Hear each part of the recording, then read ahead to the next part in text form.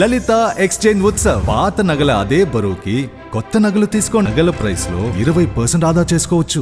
మానవత్వం లేనివాడు, ఎమోషన్స్ లేనివాడు ఒక ఆర్టిస్ట్ అయినందుకు ఆర్టిస్ట్ గా కూడా సిగ్గుపడుతున్నాం. ఎందుకంటే జనరల్ గా ఆర్టిస్టులు అంటే చాలా సెన్సిటివ్ గా ఉంటారు, చాలా ఎమోషనల్ గా ఉంటారు. మనం చూసాం ఎంజీఆర్ గారు కానీ, జయలలిత గారు కానీ, ఎన్టీఆర్ గారు కానీ, ఎవరైనా కూడా వాళ్ళు అంత స్థాయిలో ఉన్నా ఈరోజు అవన్నీ వదులుకొని అవి ఇచ్చిన ప్రజలకి సేవ చేయాలని ప్రజల్లో ఉంటూ ప్రజల భరోసాని పొంది వాళ్ళు సీఎంలు అయ్యారు. కానీ ఈ కుటుంబంలో ఎవరు ఎందుకు కాలేదంటే వీళ్ళని ఆ స్థాయికి తీసుకొచ్చిన ప్రజలకి కనీసం ఇప్పటి వరకు ఏ చిన్న సహాయాన్ని కూడా సొంత జిల్లాలో కూడా చేయలేదు. కాబట్టి అన్నదమ్ములు ముగ్గురిని సొంత జిల్లాలో సొంత నియోజకవర్గంలో ఓడించారంటేనే మనం అర్థం చేసుకోవాలి వీళ్ళకి భవిష్యత్తు రాజకీయంలో లేదని. ఎందుకంటే పవన్ కళ్యాణ్ గారు ఈరోజు సరైన సమయంలో స్పందిస్తే ప్రజలు కూడా ఆయనకు మద్దతు పలుకుతారు. ఎప్పుడెప్పుడు చంద్రబాబు నాయుడు తప్పులు చేస్తాడో అప్పుడు క్లాస్ వేసుకుంటాడు.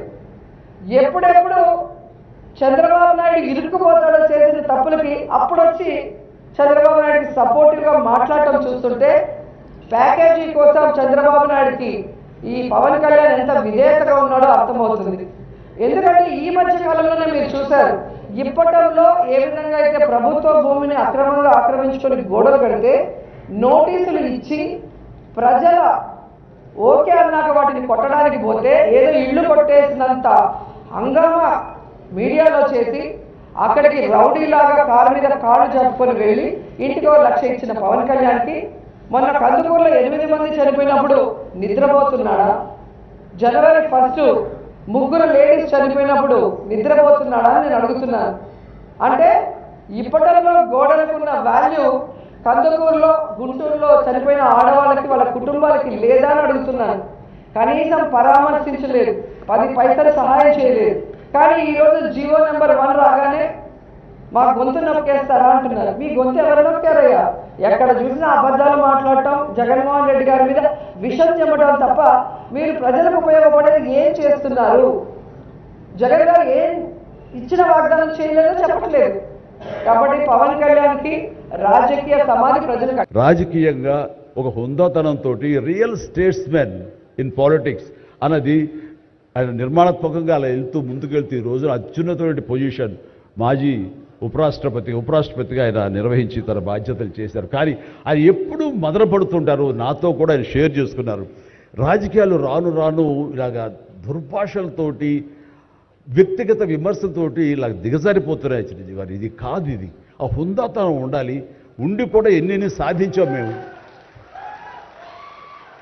అది ఇదవుతున్నట్టు ఎంత మదన పడుతున్నారంటే 1-to-1 కూర్చున్నప్పుడు ఆయనతో నాతో చెప్పినప్పుడు ఇప్పుడు కూడా అలాగే అయిపోతుంది. అలా అవ్వకుండా ఉంటే బాగుంటుంది అంటే అలాంటి అవ్వకుండా ఉంటే బాగుంటుందన్న ప్రయత్నంలో నేను కూడా మిమ్మల్ని ఇన్స్పిరేషన్గా తీసుకుని నేను వెళ్ళినవాడేనండి. కానీ ఆ ధాటికి ఆ మాటలకి మాట పడటం మాట అనటం ఇది నా వల్ల కాదు, మీలాగనే. కాబట్టి నేటి రాజకీయాల్లో మనం అన్ఫిట్ అంటారా? లేకపోతే మనలాంటి వాళ్ళు ఇలాగా ఎగైన్ ప్రతిసారి ప్రతి చోటని చెబుతూ ఉంటే ప్రజలు వాళ్ళు మోటివేట్ అయ్యి అలా దుర్భాషలాడి రాజకీయంగా వ్యక్తిగతంగా విమర్శ చేసే వాళ్ళని కానీ తిప్పి కొట్టగలిగితే ఖచ్చితంగా మీరనుకున్నది నేను అనుకున్నది జరిగి తీరుతుందండి. ఒక వాజ్పేయి గారు ఆ రోజుల్లో స్టేట్స్మెన్ అంటారు. ఆయనలాగా మళ్ళీ అంత హుందాతనం మళ్ళీ మనం ఈ రోజున మనం వెంకయ్యనాయుడు గారిలో చూస్తున్నాం. అయితే ఆయన రాజకీయంగా కొంచెం విశ్రమించారు కాబట్టి ఈ రోజున ప్రజలే ఆలోచించుకోవాలి. అలాగా నోరు జారే వాళ్ళని దుర్భాషలాడుతూ వ్యక్తిగత విమర్శలు చేసే వాళ్ళని తిప్పికొట్టే విధంగా నిర్ణయించే శక్తి మీకే ఉన్నది, మీరే నిర్ణయించుకోవాలని చెప్తున్నారు. ఈ రోజున రకరకాల రంగాలకు సంబంధించినటువంటి గొప్ప వ్యక్తులు వాళ్ళు గుర్తింపు వస్తున్నా రాదా అని కాదు, అది వాళ్ళ ఇంట్రెస్ట్ కొద్ది. ఈ రోజున ఇక్కడ ఒక్కొక్కరు శిల్పకళాకారులు ఉన్నారు, అలాగే కొన్ని art forms of village rural సంబంధించిన వాళ్ళు ఉన్నారు, సమయ గారు ఇట్లాగా అలా రకరకాల కవులు ఉన్నారు. వీళ్ళందరూ కూడాను ఆ పనులు చేసుకుంటూ వెళ్ళిపోయి అదే మా జీవితం, అదే మా ధ్యేయం అంటూ అలా ముందుకు వెళ్ళిపోయే దీంట్లో ఈ రోజున ప్రభుత్వాలు గుర్తించి వాళ్ళకి పద్మశ్రీ అవార్డులు ఇవ్వటం అన్నది, పద్మ అవార్డుతో గౌరవించుకోవడం అన్నది ఈ సందర్భంగా నేను వాళ్ళ గుర్తించినటువంటి భారత కేంద్ర ప్రభుత్వానికి నేను మనస్ఫూర్తిగా నా అభినందనలు తెలియజేస్తాను, నా సంతోషాన్ని వ్యక్తపరుస్తాను. దీనికి మరీ ముఖ్యంగా మన ప్రియతమ నరేంద్ర మోడీ గారు ప్రధానమంత్రి, ఆయన దీన్ని గుర్తించి అలాగా ఇవ్వడం జరిగింది. ఇక్కడ ఒక విషయం చెప్పొచ్చో చెప్పకూడదో తెలియదు కానీ ఒక విషయం చెప్తాను. మధ్యాహ్నం నాకు అవార్డు మీకు ఇవ్వాలనుకుంటున్నాము, మీకు మీ కన్ఫర్మేషన్ కానీ మీ యొక్క ఆమోదం మాకు తెలియాలంటూ హోమ్ డిపార్ట్మెంట్ నుంచి ఫోన్ వచ్చినప్పుడు ఒక షాకు లోనయ్యాను. అప్పటికి ముందు నుంచి స్పెక్యులేషన్స్ ఉన్నాయి కానీ నాకు ఇవన్నీ కూడా వస్తాయి లేవు అనే దాని మీద ఎప్పుడో మీమాంస ఉండేది నాకు. వాళ్ళు చెప్పగానే సంతోషించాను. సో ఈవినింగ్ ఎన్నింటికి వస్తుందని వాళ్ళు 6-7 o'clock వస్తుంటే అప్పటి నుంచి అలా టీవీలు ముందు కూర్చున్నాను. సో కొంతసేపు చూసేసరికి రాలేదు ఆ వచ్చినాయి అని గబగ నేను సర్దుకొని కూర్చుంటే ముందు పద్మశ్రీ అవార్డులు ఒక 34-36 వచ్చినాయి. ఆ తర్వాత నెక్స్ట్ మందే కదా అనుకుంటూ అందరూ సర్దుగా రెండు పిల్లలు గొడవ చేయకుండా కూర్చోండి రే ఇష్యూగా నా పేరు వస్తుంది అంటే కూర్చాను. అరగంట అయింది రాలేదు, గంట అయింది రాలేదు, గంటన్నర అయింది. ఓరి బాబు ఏంటిది, ఏదైనా మళ్ళీ ఏమైనా మారుస్తారా, మనకి వచ్చే అవకాశం లేదని చిన్న మీమాంసలో ఉన్నారు. ఆ తర్వాత వచ్చిందనుకోండి. ఆ తర్వాత ఇదే డౌట్ నేను మన వెంకయ్యనాయుడు గారి ఇంటికి వెళ్ళి నేను ఆయన గౌరవంగా ఆయన సన్మానించుకున్నప్పుడు ఆయన ముందు చెబితే ఇదంతా కూడా నరేంద్ర మోడీ గారు ఒక ఆలోచన అండి. పద్మశ్రీ అవార్డులు చాలా బడుగు బలహీన వర్గాలకు సంబంధించినటువంటి చిన్న స్థాయి కళాకారులకు వచ్చింది.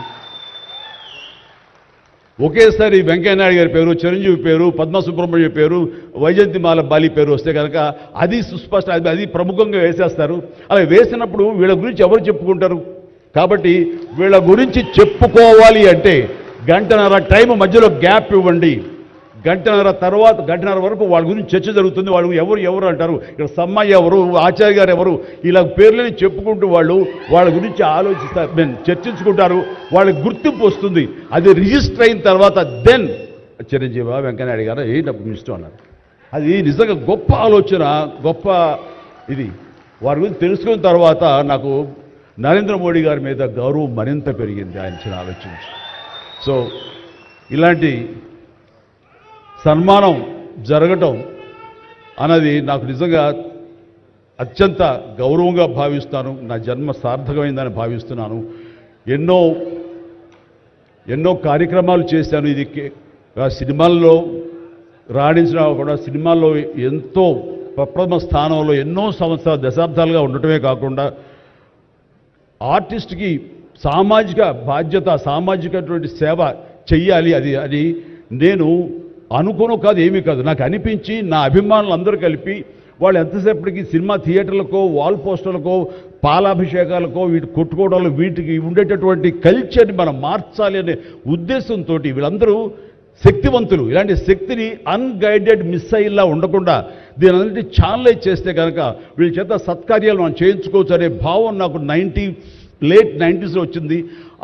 అందులో భాగంగా ఆ రోజున బ్లడ్ దొరకక ఎంతోమంది మరణిస్తున్నారని తెలిసిన తర్వాత ఇంతమంది ప్రజానీకం ఉండి కేవలం బ్లడ్ అనేది హాస్పిటల్లోనో లేకపోతే ఫార్మస్యూటికల్స్లోనో దేడు దొరకదు మనకి. అది ఇంకో మనిషికి ఇస్తేనే దొరుకుతుంది.